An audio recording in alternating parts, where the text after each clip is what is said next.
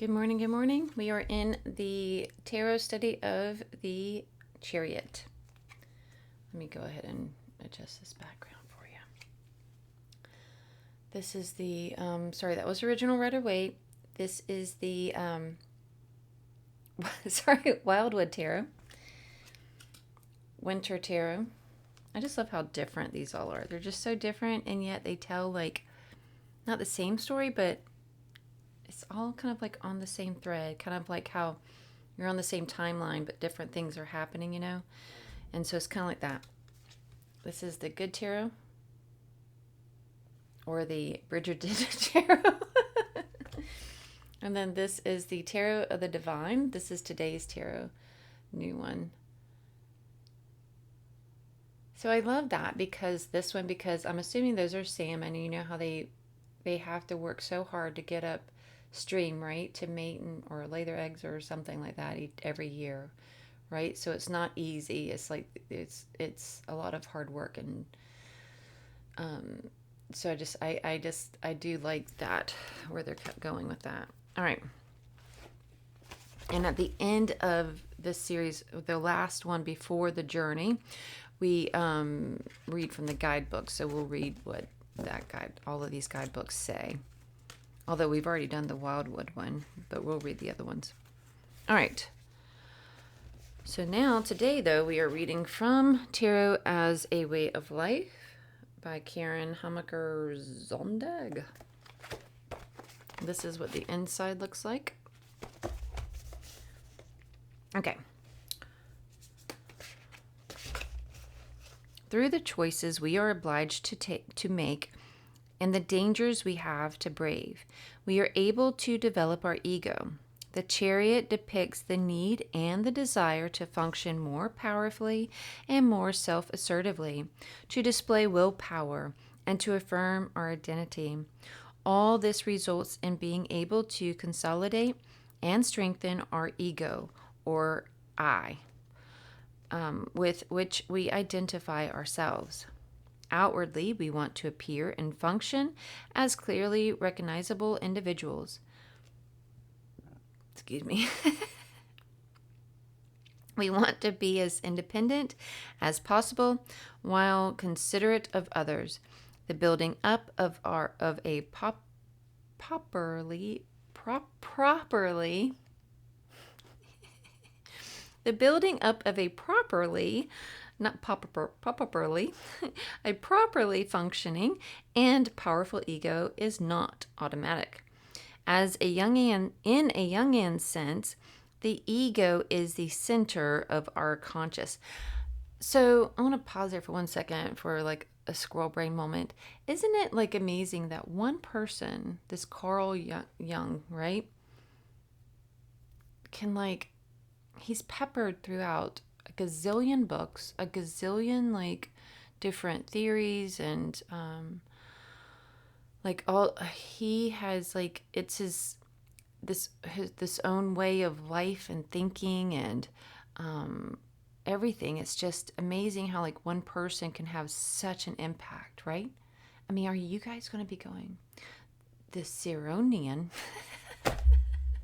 Just kidding. But you know what I mean? It's just amazing. One person can change so much, and then forever then on, people have been basing so much off of his thoughts, his revelations, It's just very interesting. In a Jungian sense, the ego is the center of our conscious. It is an inner function that we use to understand and survey life, both internally and externally.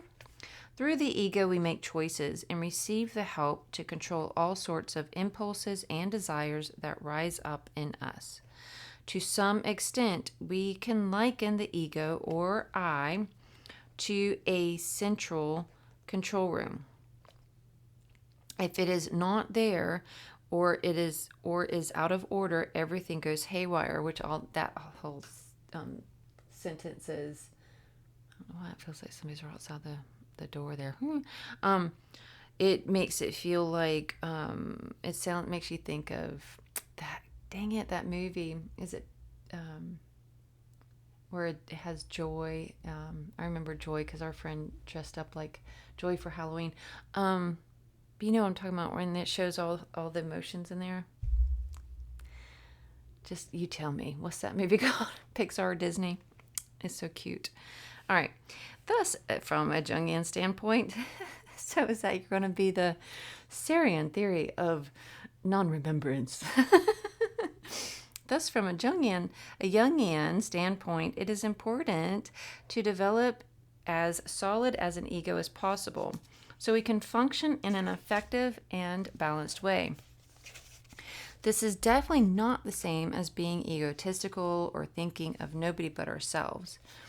Therefore, we should certainly not want to ignore the ego, as that would involve particularly harmful consequences for our further development.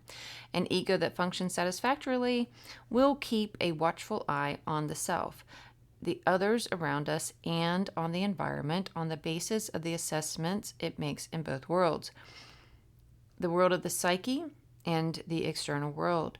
The ego can make choices and decisions that benefit all concerned.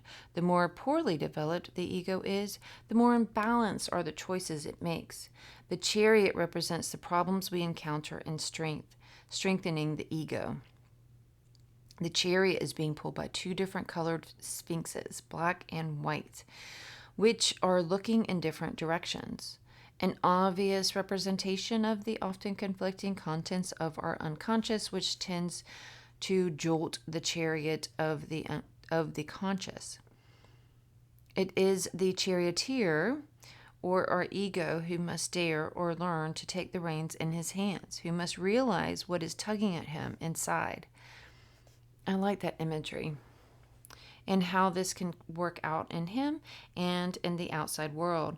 By driving his chariot alertly, he is able to spot undermining impulses in good time and to handle them in such a way that they do not disturb his functioning in the outside world.